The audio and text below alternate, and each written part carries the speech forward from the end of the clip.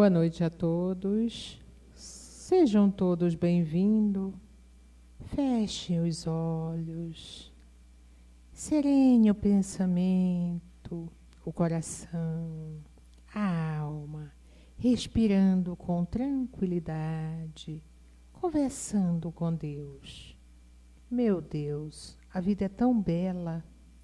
Uma folha de qualquer planta vista com os olhos da fé é uma página muito bela. Ao ler este pensamento de Chico, ocorreu-me o que Jesus disse a respeito da forma pela qual olhamos a vida. Os olhos são como a luz para o corpo. Quando os olhos de vocês são bons, todo o seu corpo fica cheio de luz. Porém, se os olhos forem maus, o seu corpo ficará cheio de escuridão. O Chico tinha olhos bons, olhos espirituais, porque os materiais eram doentes. Nós, ao contrário. Na maioria das vezes, boa visão física, mas espiritualmente nossos olhos não conseguem captar as belezas que o Chico Xavier observava. E fazia isso não pelas telas mediúnicas, mas pelas lentes do homem comum. Ele se encantava com uma simples folha de planta, extasiava-se. Havia em Chico uma predisposição para captar a beleza que se esconde em tudo que foi criado por Deus. Por isso ele dizia que a vida era tão bela. Era bela porque o Chico procurava a beleza nas pessoas e em tudo à sua volta. Quantas vezes ele, enternecido, beijava leprosos e mendigos com feridas purulentas, abraçava presidiário, beijava a mão de adversários. Todos eram irmãos queridos, credores de sua admiração e respeito. Precisamos refletir a respeito da forma pela qual estamos enxergando a vida.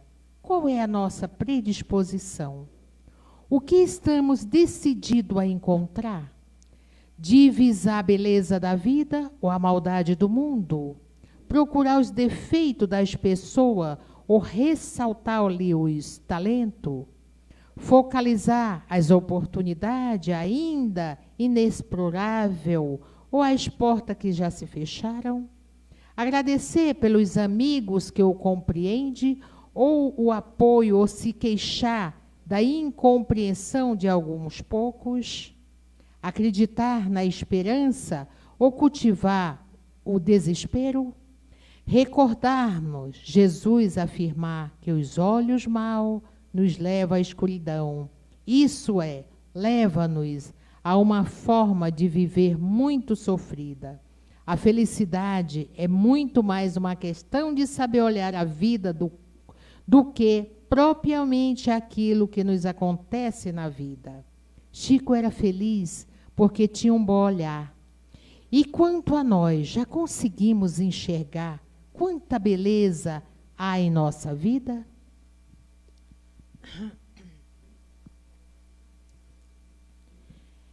Essa é uma canção de amor. Veja onde está o seu coração. Coloque-o na palma da mão. É preciso ofertar o amor mais sincero, sorriso mais puro, olhar mais fraterno. O mundo precisa saber a verdade. Passado não volta, futuro não temos e o hoje não acabou. Por isso ame mais, abrace mais, pois não sabemos quanto tempo temos para respirar. Fale mais, ouça mais, vale a pena pena lembrar que a vida é curta demais. Ame mais, abrace mais, pois não sabemos quanto tempo temos para respirar. Fale mais, ouça mais, vale a pena lembrar que a vida é curta demais. Abraça seu irmão do lado, abraça. Faz ele sentir o valor da vida.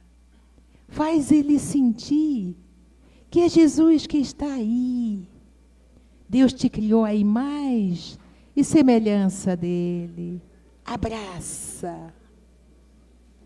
E deixa este amor te invadir. Sinta, é Deus falando contigo. Quanto tempo será que ainda temos para respirar? Então vamos aproveitar e vamos amar. Deixa-se amar e ame. Amar é preciso, é necessário. Ame com todo o seu coração e deixe-se amar. Vale a pena. E com esta mensagem, agradecendo a Deus, a Jesus, a Maria, mãe de Jesus e de toda a humanidade, agradecendo os mentores dessa casa e a espiritualidade maior que já se fazem presente, agradecendo a presença de todos que aqui estão, seja na carne ou no espírito, sejam todos bem-vindos. Boa noite a todos. Damos por iniciado a reunião da noite. Que assim seja.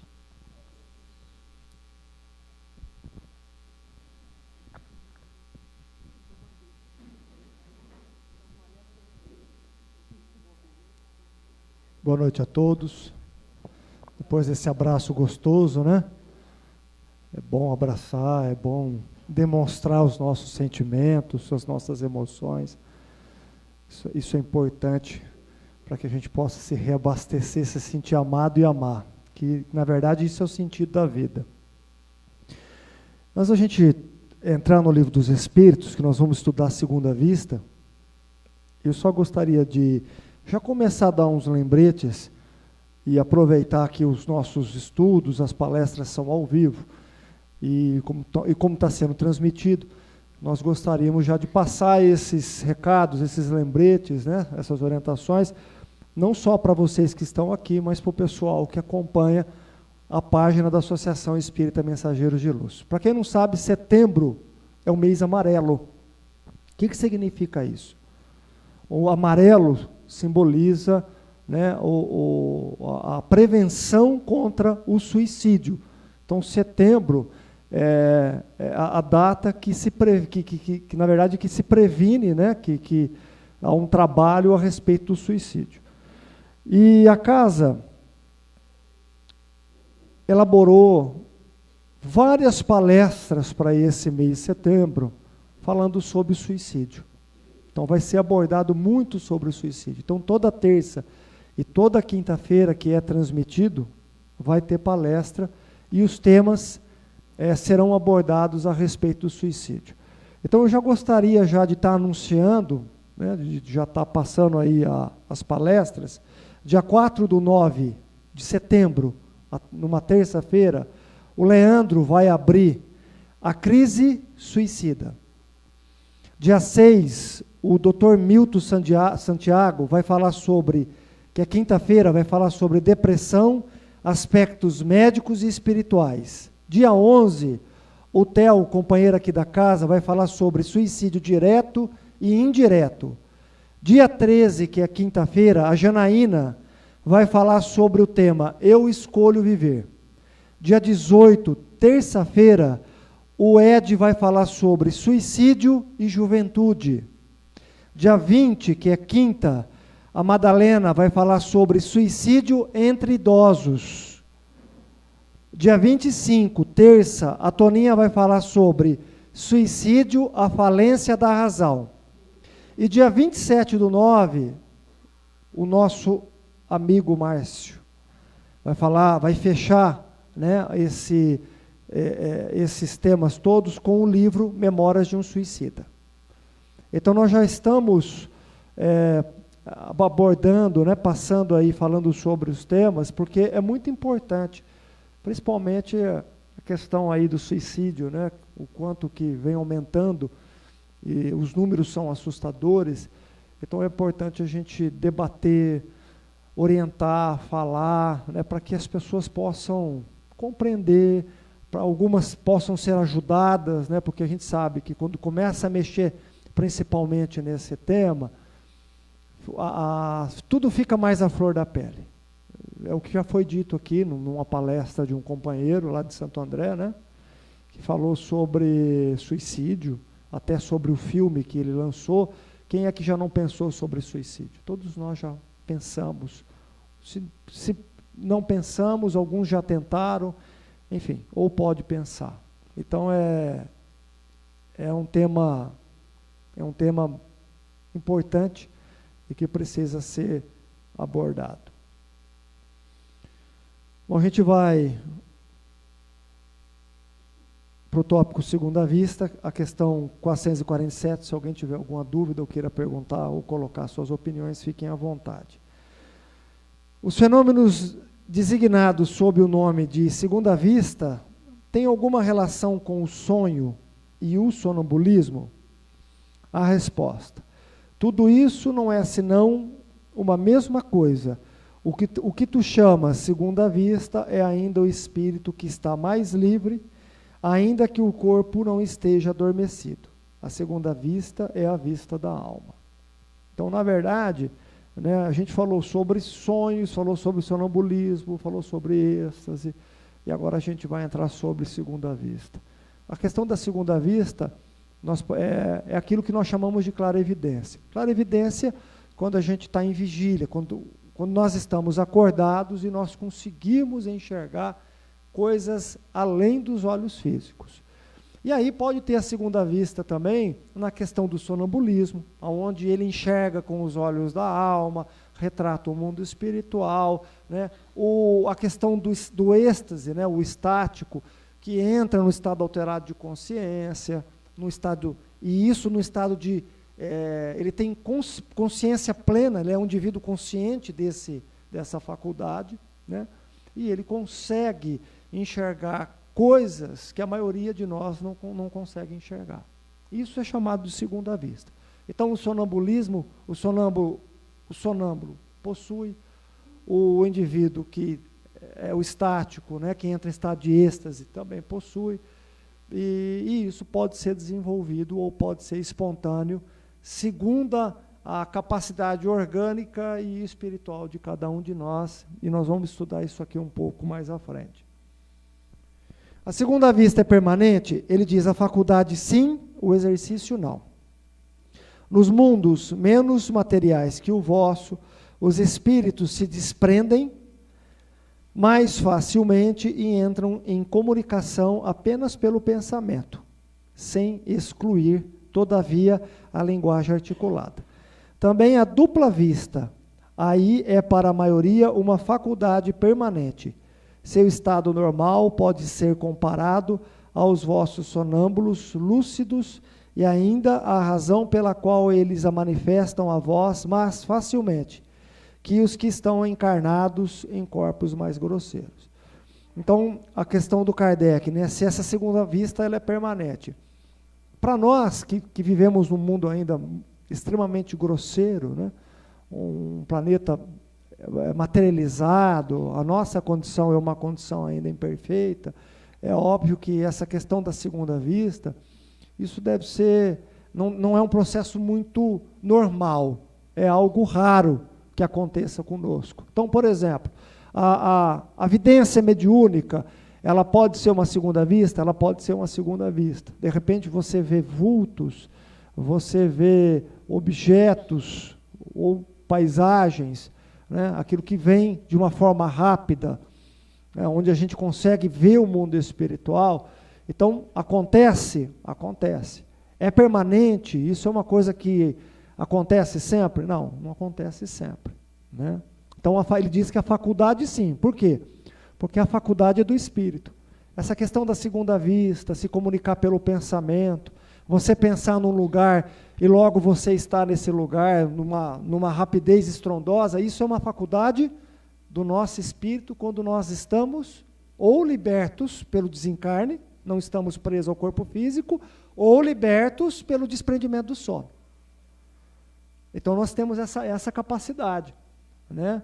Não tem limitação para enxergarmos no mundo espiritual. A audição, a comunicação pelo pensamento é extremamente rápida, a nossa locomoção é rápida, a bicorporeidade, né? Não que nós nos dividimos, não se divide, mas você pensa num lugar, você consegue estar nesse lugar, às vezes simultaneamente, porque a força do nosso pensamento, ela é veloz, né? Ela tem uma capacidade enorme de nos levar a vários lugares simultaneamente através do nosso pensamento. Quanto mais evoluído o espírito, maior essa capacidade, né?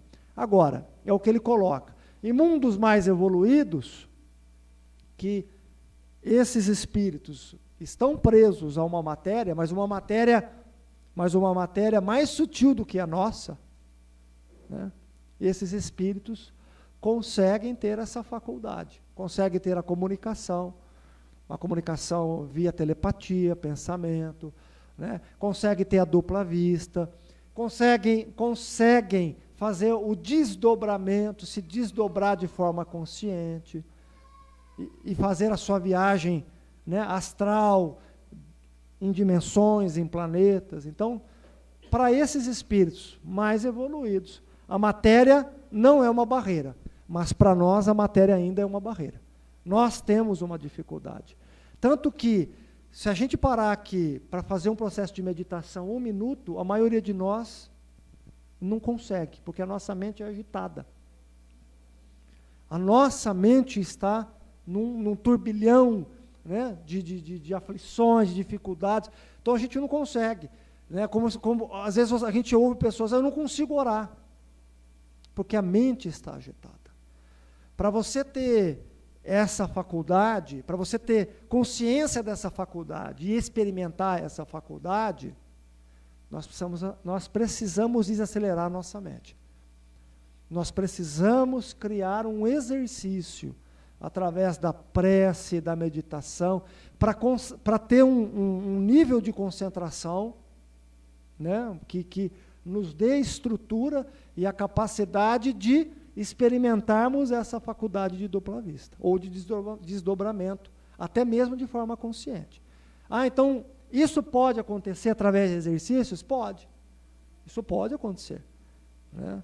Mas a gente precisa exercitar a nossa mente. Se você pegar aí os monges budistas, os yogis, né, os santos da Igreja Católica, né, ou até mesmo no meio espírita, se você, a Socorro falou do Chico, o Eurípides, a Ivone Pereira, eram indivíduos que conseguiam ter essa capacidade e essa faculdade de forma consciente.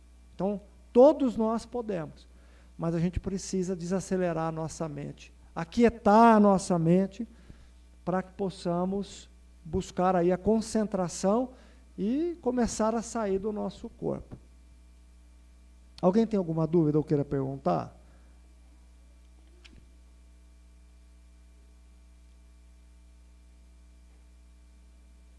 Se vocês falaram o sonho, através do sonho, a gente consegue, no sonho, retratar o mundo espiritual, é a dupla vista? Também.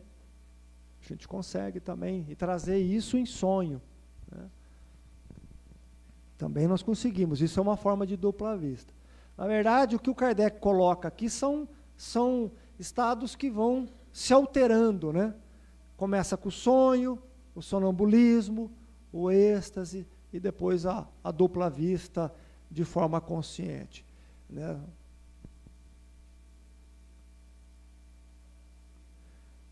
Ok?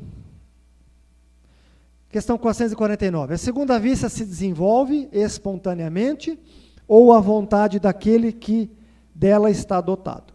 Ele diz assim: o mais frequentemente ela é espontânea, mas muitas vezes também a vontade aí exerce um grande papel. Então ele comenta que essa faculdade ela vem de forma espontânea, né?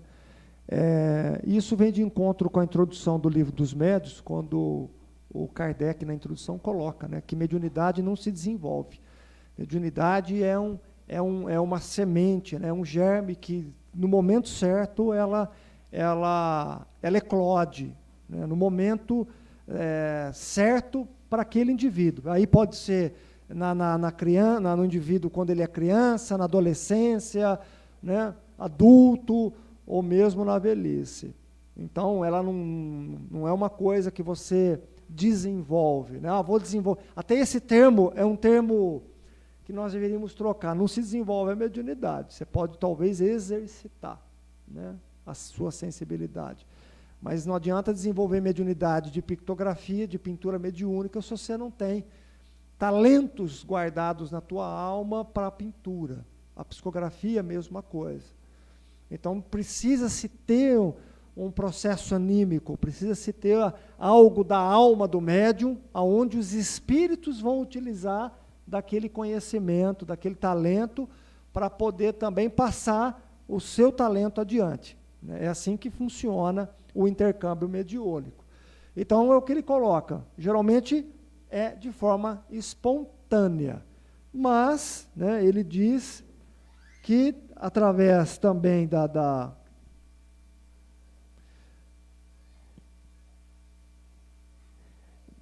também a vontade exerce um grande papel. Aí toma, por exemplo, certas pessoas chamadas adivinhos, e das quais algumas têm certo poder, e verás que é a vontade que ajuda a entrar nessa segunda vista, a que chamas visão.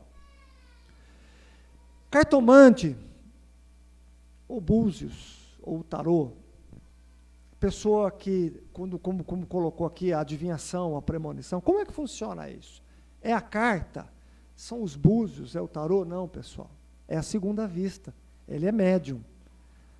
Não é a carta que lê, né? Não é o tarô, não é o búzios. É o indivíduo que tem segunda vista. Ele tem essa capacidade. Ele tem essa capacidade, né, de entrar no campo áurico daquele indivíduo. O que é campo áurico? Né? É a energia do indivíduo. O médium, ele tem essa capacidade. Com o médium mais ostensivo, maior ainda essa faculdade. Então, ele tem essa capacidade de adentrar, né? De adentrar e de prever, de repente, algumas situações. Ou de sentir algumas situações passadas. Isso é dupla vista. Essa faculdade permite que o indivíduo consiga ver o passado e mesmo o futuro. Essa é a capacidade que tem. A capacidade do espírito. Para o espírito que está desencarnado, não tem nem passado e nem futuro, é o agora. Porque a vista nossa de quem está encarnado é diferente de quem está desencarnado. Então, o indivíduo que está desencarnado é agora. Ele não tem o passado e não tem o futuro. Mas para nós, sim. Para nós que estamos encarnados, então a gente nós nos mensuramos e fatiamos o tempo, passado, presente e futuro. Essa faculdade, por isso que é a faculdade do espírito, porque o espírito, ele consegue se libertar da matéria e consegue ter o contato com essa realidade espiritual dele e de outras pessoas. Então, a cartomante, ela não precisa do baralho, ela não precisa do tarô, enfim, nada disso. É a capacidade que ela tem mesmo de adentrar. Né? Como tem alguns adivinhos que também a premonição. Né? Como tem alguns adivinhos que tem a psicometria, que consegue colocar a mão e sentir num objeto e sentir de quem foi aquele objeto. Ele consegue voltar ao passado. Ele consegue. Né? Porque aquele objeto traz fluidos, vibrações de quem usou. Então, se o indivíduo coloca a mão ali, né, ele tem pessoas que têm essa capacidade. E aí volta, né, ele consegue, através da vibração e daquele objeto, ele consegue saber como foi a vida daquelas pessoas, aonde estava esse objeto. Tá? Tudo isso é a faculdade de segunda vista, ou dupla vista. Alguém tem alguma coisa? Tá ok? Com a questão 450. A segunda vista é suscetível de se desenvolver pelo exercício? A resposta, sim. O trabalho conduz sempre ao progresso, e o véu que acobre as coisas torna-se menos compacto. Quer dizer, processos de meditação, né? Se você entra em processo de que você começa a meditar, que meditar também é orar, você entra em processo de oração, se você fazer isso continuamente, todos os dias, é óbvio que você começa a ter o despertar dessa faculdade de segunda vista. Né? Então, isso é um processo, é um exercício. Né? Tanto que é um exercício que o mais interessante, a oração é uma sintonia. Quando a gente passa a orar mais, e orar é vibrar de acordo com os nossos pensamentos, quando a gente começa a fazer isso, o que ocorre? A gente começa a sentir a sintonia dos bons espíritos. A gente começa a sentir aquele êxtase, a presença, aquela energia boa dos bons espíritos. Isso é segunda vista. Né? Isso é uma forma de eu sentir, uma forma de eu registrar. Como também eu consigo registrar dos espíritos infelizes, a energia, a vibração dos espíritos infelizes. O mal-estar, a dor de cabeça, né, a dor no estômago, enfim. Também nós conseguimos ter esse tipo de registro. Isso é a segunda vista, isso é a nossa faculdade, é a nossa capacidade.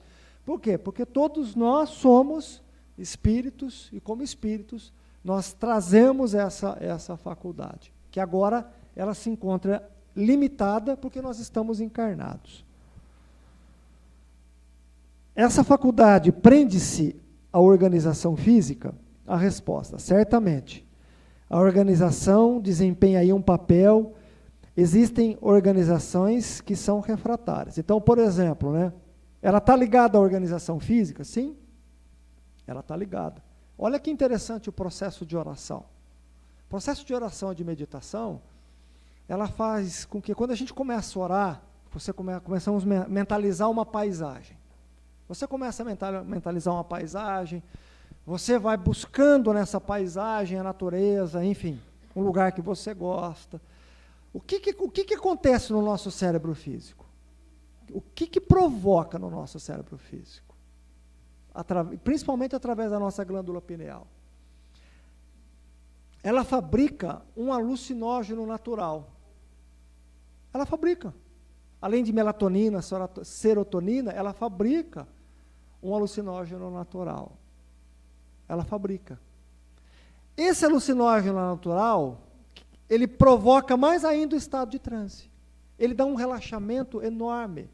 A gente sente como o nosso corpo estivesse leve, como uma pluma. Leve. Então, a gente começa a sentir a neurofisiologia, né, da meditação, da oração, no nosso corpo. Então, quanto mais a gente faz isso, mais nós provocamos, né, esse alucinógeno natural, fabricado pela glândula pineal, mais nós nos desprendemos do corpo. Nós nos desdobramos do corpo.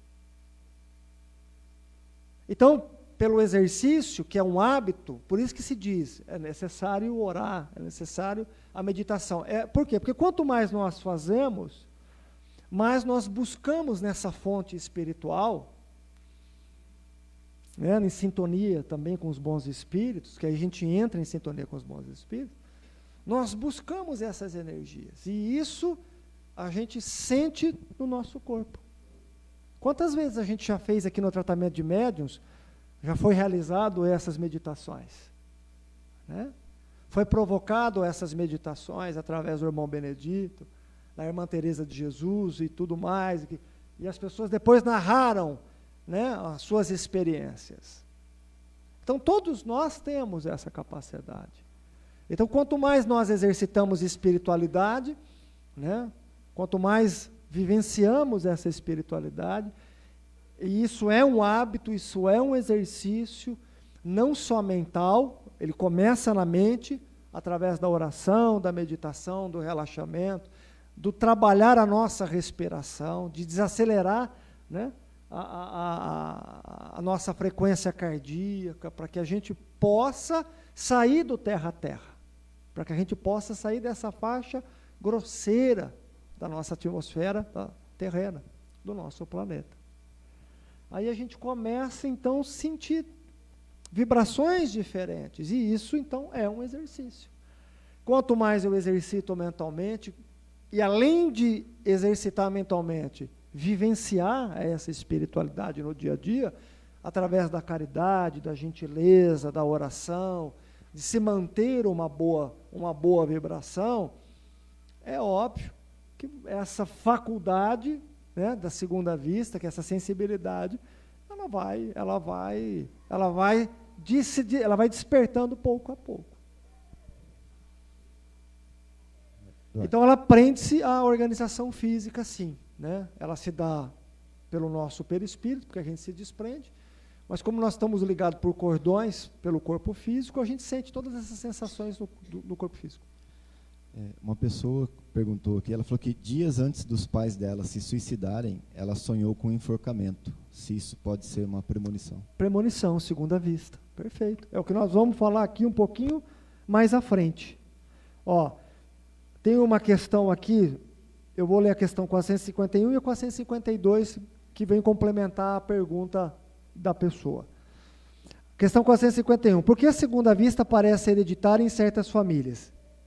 Ele diz assim, ó, semelhança de organização que se transmite como as outras qualidades físicas é, pois, desenvolvimento da faculdade, né, por uma espécie de educação que se transmite também de um para o outro, né, quer dizer, é uma questão de afinidade. Por quê? Precisa-se ter uma organização física adequada à faculdade, a essa faculdade de segunda vista. Então, na verdade, o transmitir, nós entendemos que é afinidade, né? Por exemplo, você pega, às vezes, no seio familiar, indivíduos que têm faculdade de vidência, outro faculdade de pintura, o outro oratória. A gente conhece, né? No meio espírita a gente conhece, né? Pessoas que têm essa capacidade e essa organização física. Então, são espíritos que se propuseram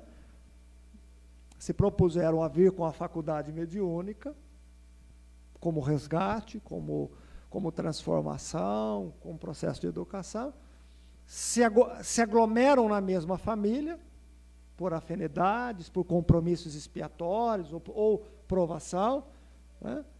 E isso é transmitido um para o outro, essa questão física. Mas isso já é preparado no mundo espiritual.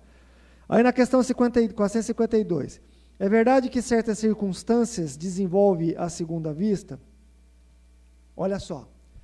É verdade que certas circunstâncias desenvolvem a segunda vista? Que é o caso dessa... É uma moça? É o caso dessa moça que ela perguntou.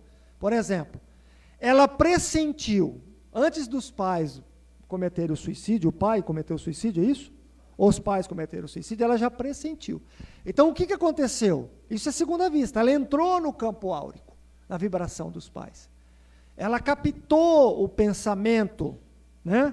Então, olha a resposta que diz aqui. A doença é a aproximação de um perigo. Uma grande comoção pode desenvolvê-la. Então, por exemplo, tem pessoas que sonham ou sentem, o fulano vai desencarnar. Né? Ela pode trazer isso através de sonho. Ela pode trazer isso através do sonambulismo. Ela pode trazer isso em estado de vigília, consciente, e trazer essa sensação. Vai acontecer alguma coisa com o fulano. Né? Então, pode acontecer, isso é segunda vista, é a faculdade do espírito. Pode, tranquilamente. Olha, as mães para isso é batata, né? Elas têm uma capacidade, né, sensorial nesse sentido, mediúnico, essa faculdade, eu acho que em mulher, na mãe, é extremamente aflorado, né? Então ela pressente o que vai acontecer com o filho. Ela pressente. E aí, para a gente complementar, né, a resposta, o corpo está algumas vezes em um estado particular que permite ao espírito ver o que não podeis ver com os olhos do corpo. Até estado de vigília. Acordado mesmo pode acontecer. Sabe quando a pessoa está no mundo da lua, ou está no mundo da lua? Na verdade, às vezes ela deu aquela relaxada e acordado mesmo pode ter essa sensação, né? E é o que essa moça Mas, perguntou. Nesse caso específico dela, teria algum objetivo específico, de repente, para evitar? Olha só, aí não necessariamente de evitar, Márcio. Aí o que a gente pode analisar é o seguinte: como a gente tem afinidade, né? Afinidade um para com o outro, então você sente o que a pessoa está pensando ou sentindo ou o que ela vai fazer. Então, não necessariamente, talvez não daria tempo, mas ela sentiu porque ela tem afinidade com os pais e tudo mais, e ela pressentiu isso. Né? É o que a Isabel falou, quando a gente sente alguma coisa não muito boa, faz uma oração. Né? Eu acho que talvez seria o melhor caminho, sim. Né? Alguém quer colocar alguma coisa ou perguntar?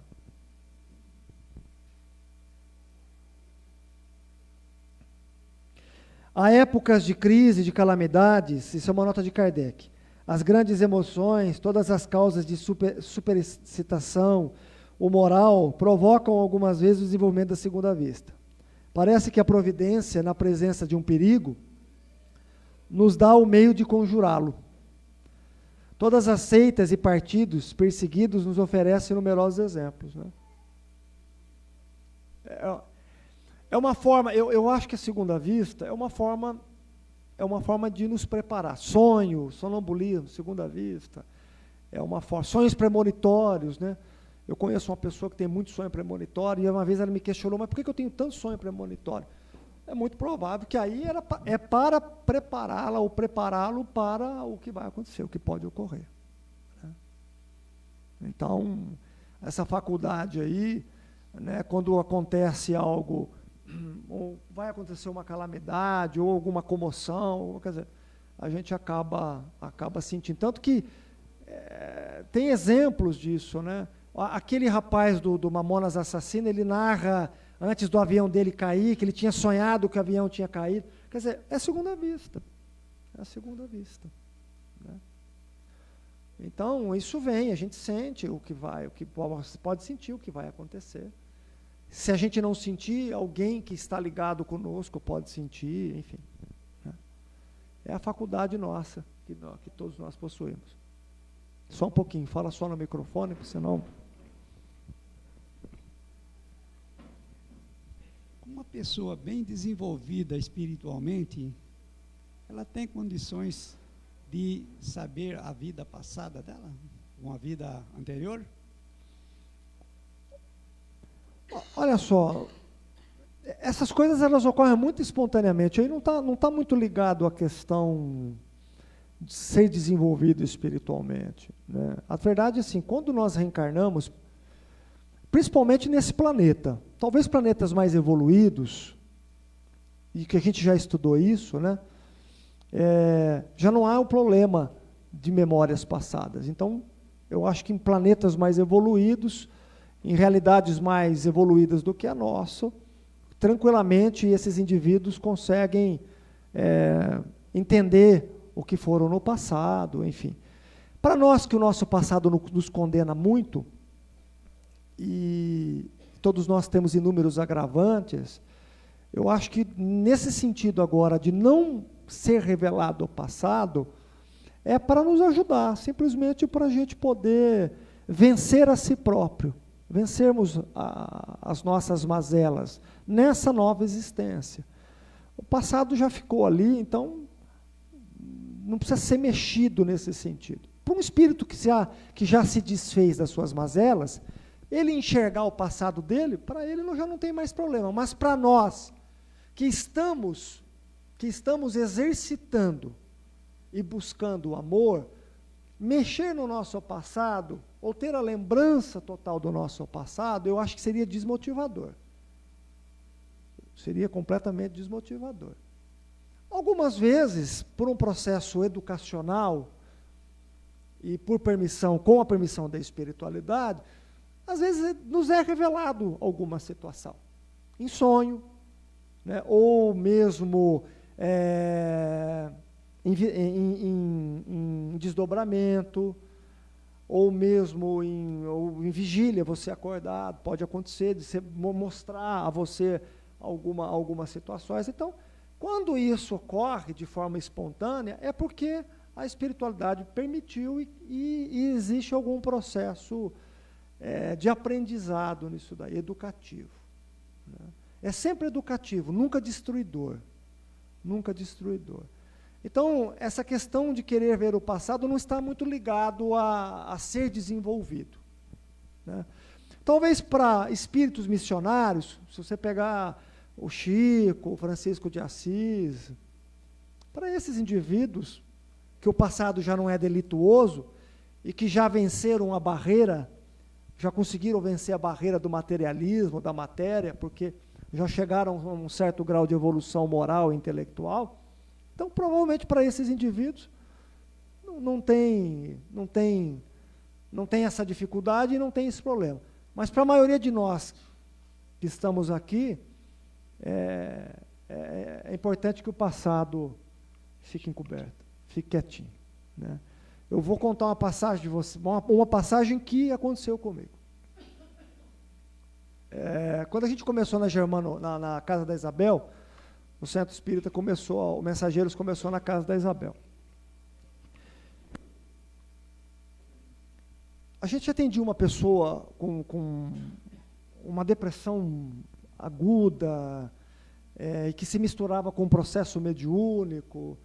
E assim, era um caso muito, muito difícil, muito complicado, e fez a gente pensar muito, analisar muito, né, como ajudar, enfim. Depois, né? Mas na época, aquilo nos incomodava. Eu estou sendo bem franco. Nos incomodava. E uma certa noite, eu estava com insônia e comecei a pensar nesse caso. Pensei, poxa, mas que pessoa complicada, que coisa mais difícil, né? E pensando nisso e tudo mais, falei, meu Deus do céu. Aí o irmão Benedito chegou, eu ouvi dizendo, né, falando, e ele falou assim para mim, olha, filho, já que você está pensando a respeito dessa moça e tal, você está dizendo que ela é complicada, que é isso e tudo mais, eu gostaria de dizer a você o seguinte, que as mesmas mãos que curam, hoje, foram as mesmas mãos que cometeram algumas atrocidades. E ele falou assim, eu quero te mostrar 2 situações a você, e eu estava acordado. Foi uma única vez que isso me aconteceu. Né? Então ele me tocou no chakra frontal, aqui na testa, né?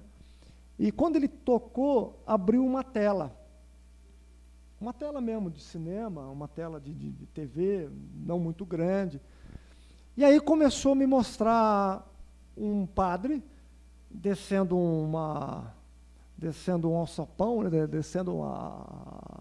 as igrejas tinham porão, né? É porão? E um padre capuz marrom, descendo o porão, e ele me mostrando essa figura, e quando esse padre chegou ao porão da igreja, e abriu a porta ali, quando ele adentrou, imagine toda a parafernália de tortura, que vocês possam imaginar. Toda a parafernália de tortura. Aí ele falou assim para mim, olha, não vou mais adiante, não precisa, mas eu gostaria de dizer para você que esse indivíduo foi você. E o indivíduo mais complicado e que mais necessita dentro dessa casa, ele falou, é você. Você está tendo a oportunidade agora de resolver de uma forma suave, de uma forma leve, desde que você se discipline, desde que você busque a espiritualidade, desde que você vivencie a espiritualidade, de resolver inúmeras pendências. E vou te dizer mais. Essa pessoa complicada que chega a casa e que hoje você atende, você colaborou para o desequilíbrio da mente dela. E mais ainda, muitos virão desequilibrados e você terá a oportunidade de poder ajudar aonde você colaborou em nome da fé, em nome de Deus, em nome da religião, desequilibrando essas mentes através da tortura. Então, é uma oportunidade, né? E foi educativo naquele momento. Mas se ele tivesse me mostrado as coisas que eu cometi lá de trás, eu acho que eu iria me desmotivar, tenho certeza disso. Iria me desmotivar por total. E a gente traz na alma as tendências. Então, é só você analisar as suas tendências. Analisar os seus instintos, as suas reminiscências, os seus desejos.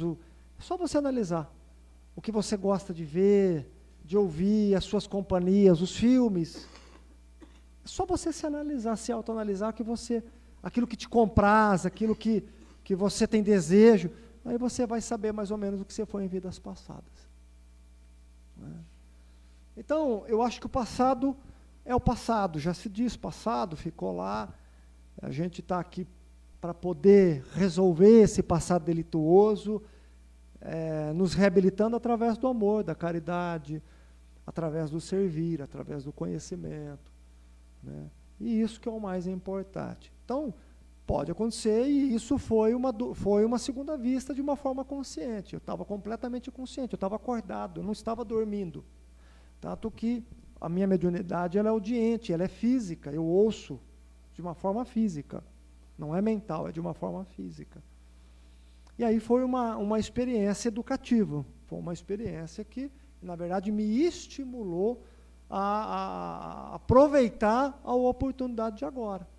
A oportunidade de nós estarmos aqui, né? de buscar esse conhecimento, de entender a nossa essência, de compreender o mundo espiritual, de compreender o nosso universo íntimo, que isso é o mais importante. E acredito, eu tenho a concepção de que a faculdade mediúnica ou a faculdade anímica, né, ela é uma percepção para o mundo espiritual, para que a gente possa matar saudade do mundo espiritual.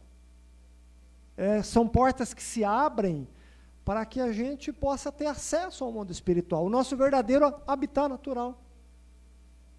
Então, se nós não sonhássemos, se nós não tivesse o fenômeno do sonambulismo, do êxtase, seria humanamente impossível viver aqui. Então, são contatos com o mundo espiritual. São contatos, na verdade, com o nosso eu, com a nossa essência, com a nossa intimidade. Quem sou eu? O sonho fala muito de nós para nós. Quem nós somos? E aí, quando ocorre de uma forma espontânea, é uma forma educativa, é uma forma que, para nos chamar a atenção. Olha, corrige agora. Você está cometendo os mesmos erros do passado? Corrige agora. Tenta melhorar agora. Resolve agora. Agora é a oportunidade. Não seja tão duro, seja mais flexível. Perdoe, ame mais, abrace, como disse a Socorro, né? A gente sempre faz a terapia do abraço aqui para quebrar o protocolo, que é importante abraçar, é importante a gente se amar, é importante buscar a leveza, é importante relevar os nossos problemas e também as ofensas alheias, é importante.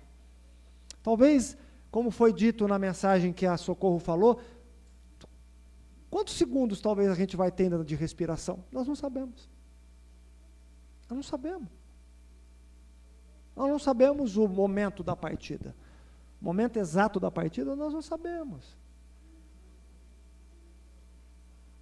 Então, é buscar o significado da nossa existência através do amor. Através da nossa espiritualização.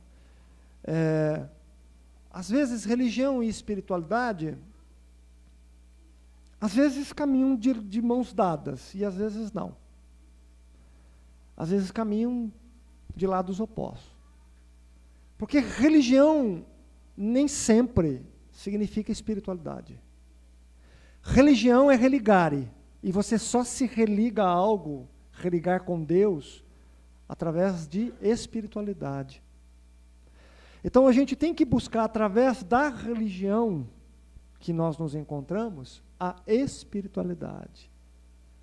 Isso é o mais importante. E compreender o que nos salva, o que nos liberta, o que nos dá autoconhecimento é espiritualidade, espiritualização. O papel da religião é apenas isso. Quando a religião ela escraviza, quando a religião diz que o que salva é o rótulo, aí realmente nós estamos perdidos. Porque o que salva não é o rótulo, é o que tem dentro da garrafa, é a essência, é a espiritualidade. Como diz um sábio hinduísta, ele dizia o seguinte: a diferença entre religião e espiritualidade. Religião é o rótulo da garrafa. A maioria adora o rótulo da garrafa, mas poucos bebem o que tem dentro da garrafa. Espiritualidade. É isso que nós temos que buscar. Espiritualidade. Não é a religião. A religião não salva ninguém. Mas o papel da religião é ensinar ao homem e à mulher a se espiritualizar. A promover no indivíduo a sua libertação, o seu autoconhecimento. Promover no indivíduo o seu auto-amor, o amor ao próximo, promover o auto-perdão, o perdão ao próximo, promover a paz dentro de si e automaticamente também promover a paz aos outros. Esse é o significado de religião. Agora, quando a religião ela se coloca como a estrutura única e salvacionista, se você não fizer parte da minha religião, você não vai ser salvo, ela faz o caminho inverso de espiritualidade. Aí, em nome da religião, pode se matar, pode se enganar, pode se ganhar dinheiro, pode se extorquir, pode manipular. Então, qual é a melhor religião? Quando perguntam a Dalai Lama, qual é a melhor religião? Ele diz, a melhor religião é aquela que te faz melhor. É a resposta dele. E o que me faz melhor dentro da religião? É a religião que te ensina a amar. É a religião que te ensina a perdoar. É a religião que é tolerante, que te ensina a tolerância, que te ensina a compreensão. Religião por religião não salva ninguém, não dá bandeira, não dá camisa para ninguém. Mas quando ela ensina espiritualidade, ela ensina o homem a fé racional. Ela ensina o homem a questionar, a interrogar. Ela liberta o homem. Ela não escraviza o homem. Mas, ao contrário, ela deixa o indivíduo cego. Escravizado, com medo. Medo de tudo, medo de Deus, medo do demônio, do diabo, medo de tudo.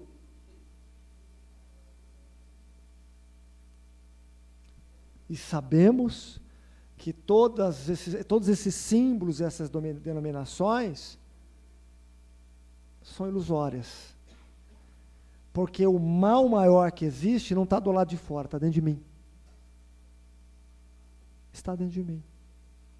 Então, quando nós, através da nossa espiritualização, independente da religião que venhamos escolher, aprendemos a amar, aprendemos a adorar a Deus, servindo, trabalhando, praticando a lei de amor, orando, porque a oração é a respiração da alma, é onde nós nos reabastecemos com essas boas energias.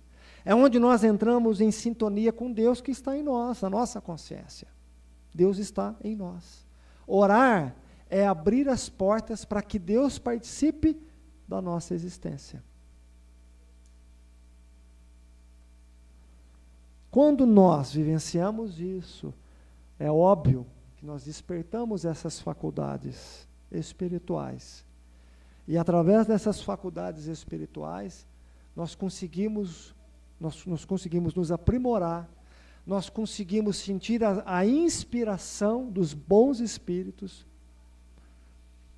e nós conseguimos ter a força e a coragem de vencer as nossas aflições e tocar a nossa vida adiante. E tocar a nossa vida adiante.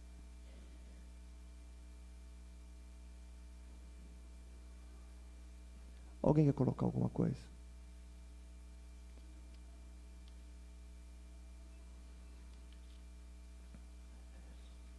O Chico diz uma coisa assim, ele fala assim, né? A maioria das pessoas, quando chega à casa espírita, elas querem ser médium de cura, médium de clarividência, médium, né, o orador, o passista, o que esclarece, o médium psicofônico. Quer dizer, a gente se prende a esses fenômenos como se esses fenômenos fossem denominações de educação interior. Mas aí o Chico fala assim, ninguém se preocupa, ninguém quer servir, ninguém quer amar.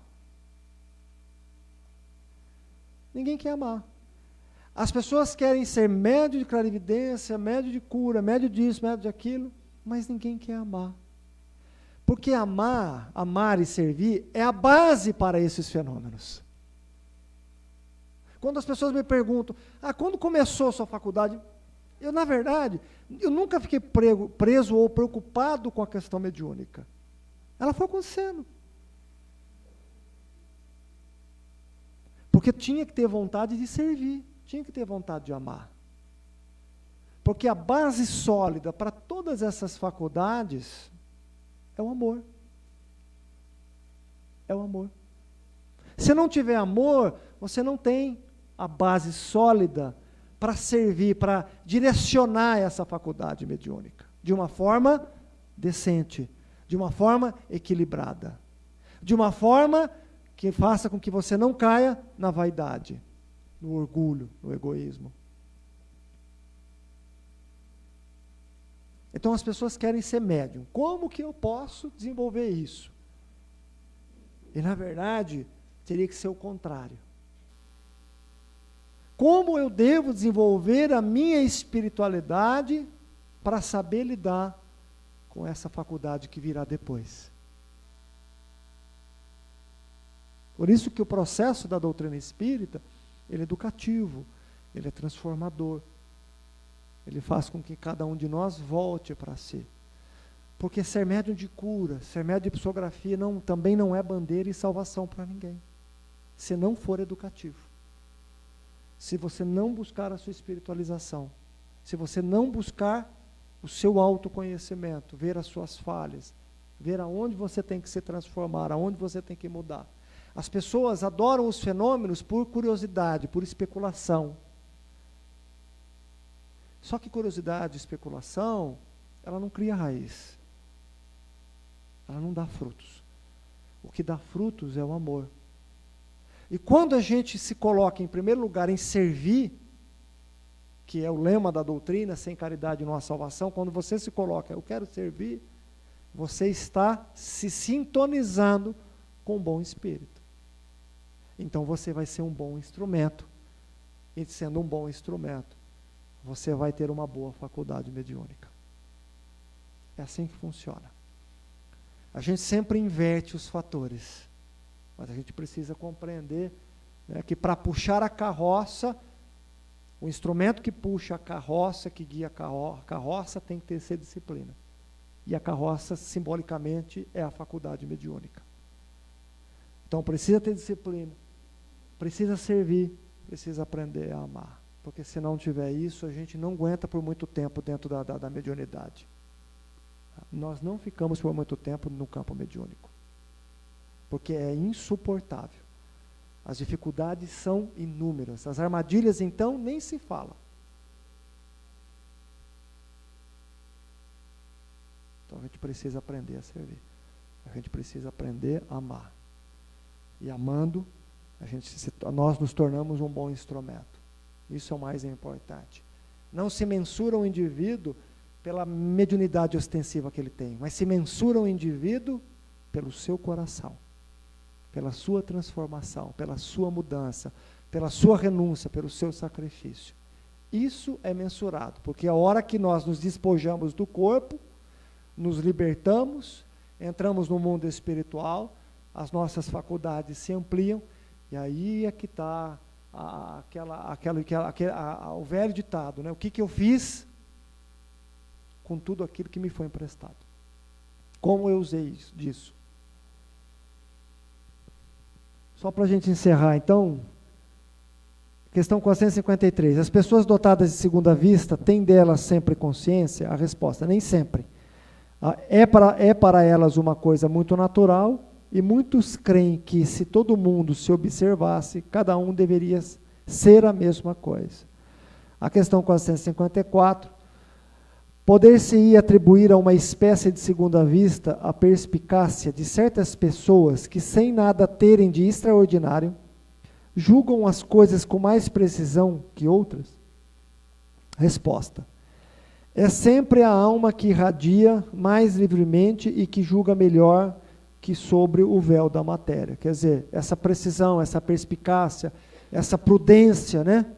A gente fala, aquele indivíduo é prudente, é comedido, ele tem uma perspicácia. Na verdade, ele tem essa faculdade, ele tem essa capacidade, ele tem essa espiritualização.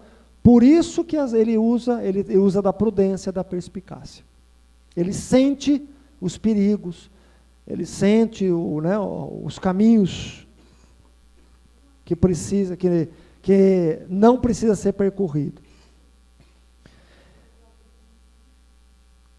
Essa faculdade, em certos casos, pode dar a presciência das coisas, a presciência, a premonição, saber o futuro. A resposta é sim. Dá também os pressentimentos, porque existem vários graus nessa faculdade. E a mesma pessoa pode ter todos os graus ou apenas alguns. Quer dizer, dentro da presciência, da premonição, existe o pressentimento. Quer dizer, eu pressinto. Não sei o que vai acontecer, mas estou pressentindo que algo vai acontecer. Isso é um prenúncio da presciência, da premonição. Tem pessoas que têm isso de uma forma extremamente dilatada, acentuada. E outros só têm o pressentimento. Alguém quer colocar alguma coisa ou perguntar, pessoal?